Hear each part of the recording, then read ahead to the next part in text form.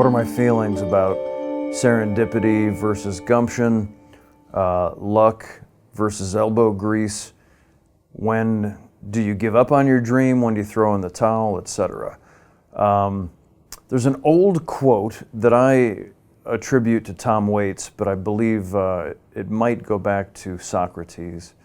Luck is when opportunity meets with preparation.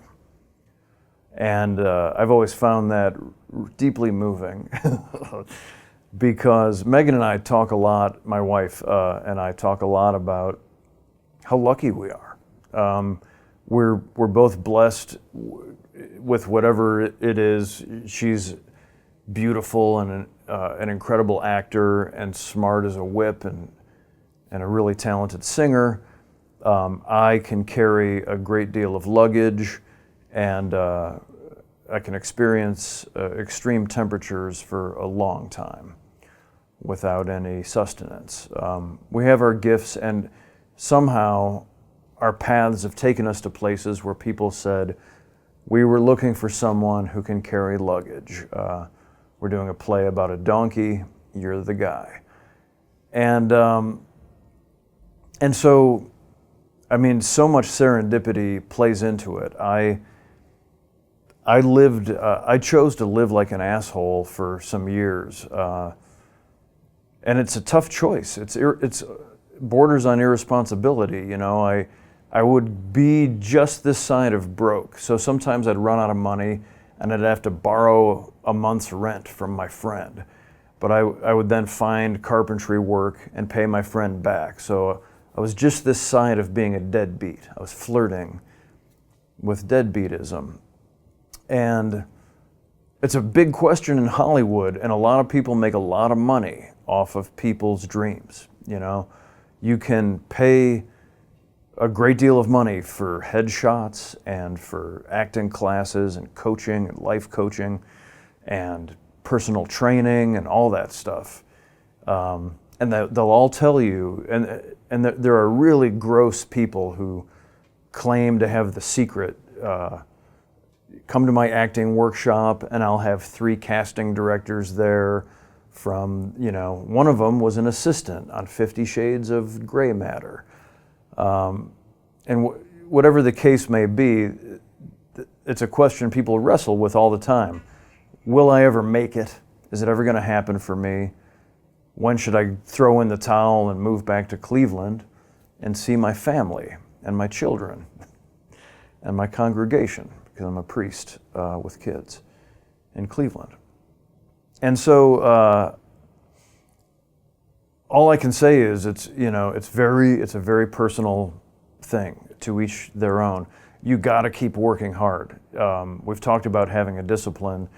If acting is your bag, you know, I always tell people, if they say, how can I get my kid to where you are? I say, take up woodworking, but also find whatever stage, find the biggest stage you can that you can get onto and perform in front of an audience, whether you're doing stand-up or theater or musicals or sketch comedy, or start shooting stuff. You know, now we live in an age where you can literally start your own TV channel right now using your gadgets, and just let the world tell you. You know, shoot videos, show them to people, and they'll tell you if you should keep doing it. And if you're good, if something's meant to happen, when people see you on stage or they see your videos, they'll say, "Holy, you know what? I'm going to somehow help you.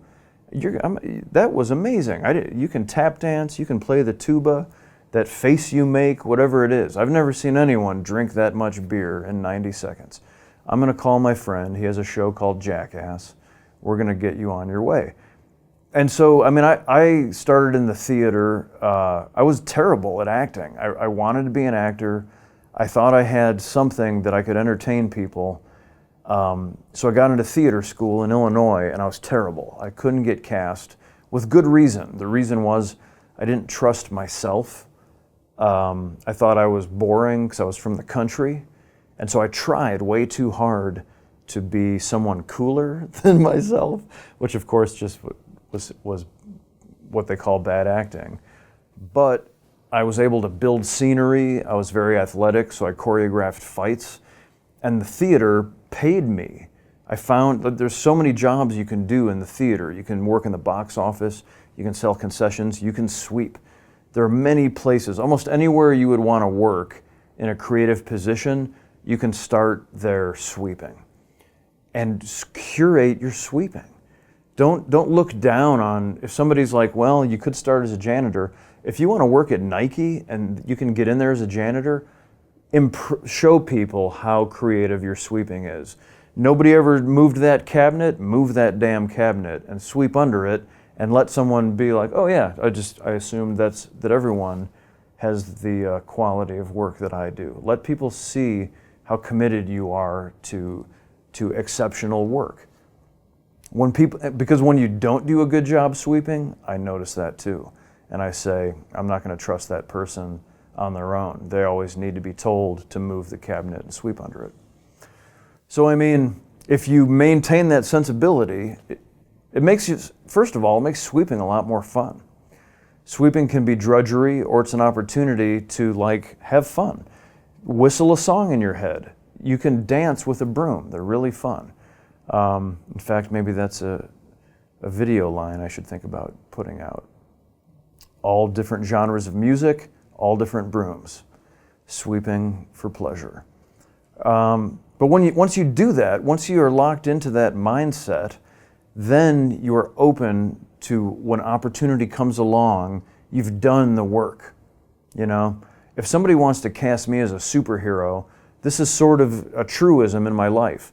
I've often said I'm athletic, but I have often carried 30 or 40 extra pounds. And I think, man, I'd love to play a superhero. And if someone would cast me, then I'll go to the gym and get super buff.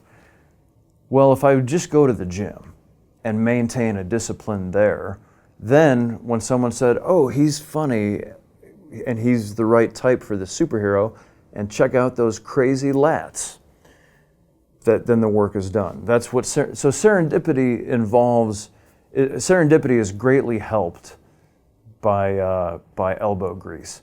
And that reminds me of another quote from Thomas Jefferson, I think, that I won't remember. Good luck, something in the vein of good luck is hard to come by, but when I work hard, I find I'm much more susceptible to experience luck. He didn't say that, I said it. Nick Offerman said that quote. Put that on a coin.